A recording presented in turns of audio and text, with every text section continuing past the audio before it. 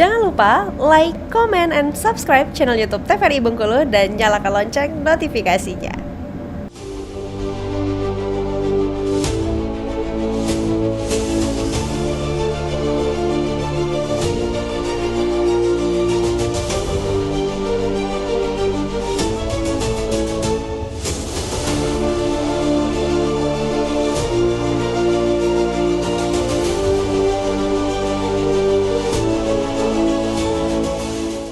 Terima kasih pemirsa, Anda kembali menyaksikan Berendo masih bersama saya Afriko Zuhri dan tentunya dalam tema kali ini terkait dengan visi dan misi dan juga program kerja dari paslon nomor urut 1 Pak Helmi Hasan dan juga Pak Mian.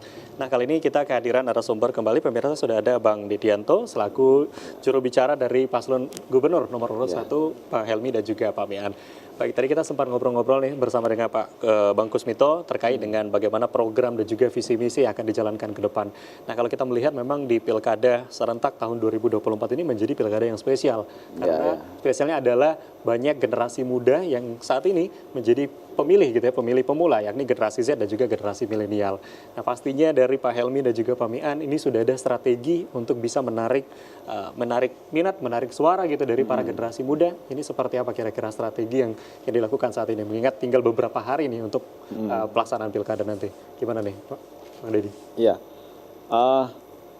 kita punya program ya, Bang Helmi dan Pak Mian itu punya program, diantaranya penguatan dana desa dalam bentuk mengalokasikan bantuan keuangan dari pemerintah provinsi ke desa. Karena selama ini sumber pendanaan di desa itu hanya ada dua, APBD Kabupaten Kota, APBN. Nah, di Bang Helmi Hasan dan Mas Mian akan menyertakan dana dari APBD provinsi. Itu yang kita sebut dengan bantuan keuangan untuk dana desa. Lalu bantuan keuangan itu untuk memperkuat apa saja, diantaranya BUMDes. Nah, BUMDes ini kan badan usaha milik desa. Sekarang itu kan lagi ada tren misalnya wisata ke desa. Ada tren memaksimalkan kuliner desa. Ditambah lagi ada programnya Pak Presiden Prabowo dan Mas Gibran soal pemberian makanan bergizi gratis di sekolah-sekolah. Ini kan juga sebetulnya kan peluang gitu loh.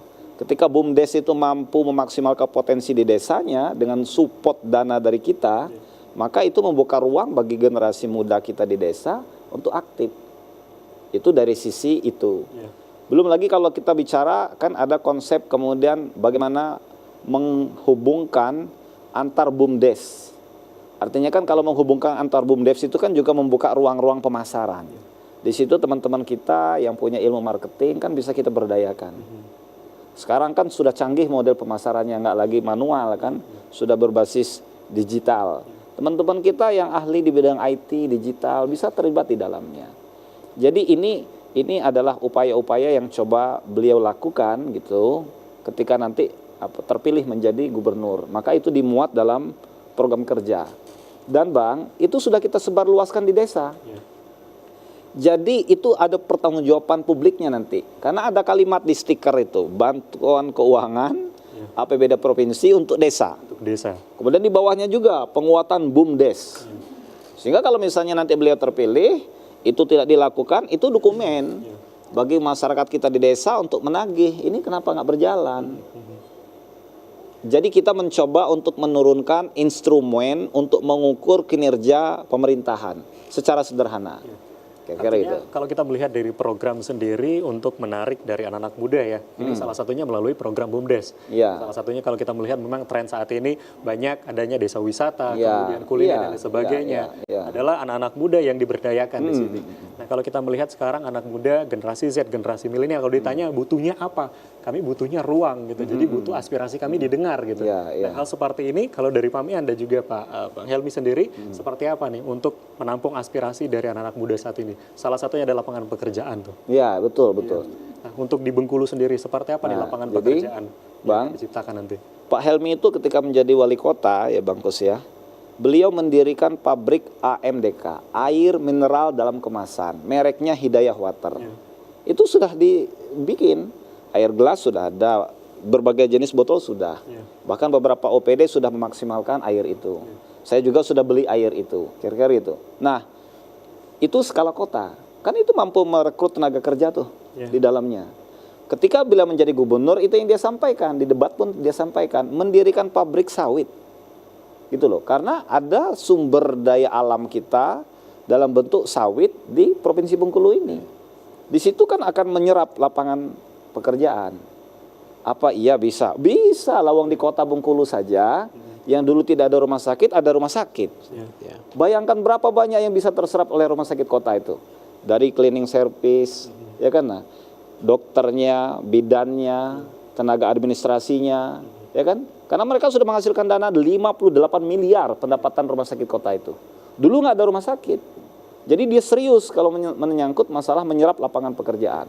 Belum selesai rumah sakit HD, dia mendirikan rumah sakit Tinogalo yang ada di Sungai Hitam, ya kan? Nah, itu di APBD itu kemarin sudah dapat bantuan juga dari kementerian dari pusat ya.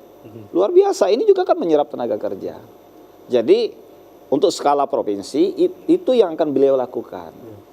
Termasuk memberdayakan BUM daerah, badan usaha milik daerah ya, yang ada di provinsi. Artinya ini bagaimana nanti menggandeng BUMDes tadi, tentu di kabupaten kan ada BUMD daerah juga kan begitu loh. Ini berkolaborasi satu sama lain. Jadi kita lihat beliau sering berdiskusi dengan live TikTok dengan teman-teman milenial ya, anak-anak muda. WA-nya disebarluaskan kemana-mana. Ini sebetulnya untuk membuka ruang untuk mendengar curhatan anak-anak muda. Bahkan kan ada beberapa konten di Sidomulyo, di Posko, itu diisi oleh anak-anak muda. Ini sekali lagi dalam rangka membuka ruang bagi anak-anak muda muncul. Kira-kira begitu. Oke, nah kalau bicara terkait dengan strategi nih, persiapan untuk tanggal 27 November, ini tinggal menghitung hari. Strategi apa nih? Ini kalau saya lihat kayak lagi sibuk-sibuknya, lagi padat-padatnya, apalagi nih besok adalah debat terakhir nih. Seperti apa nih, Bang Deddy?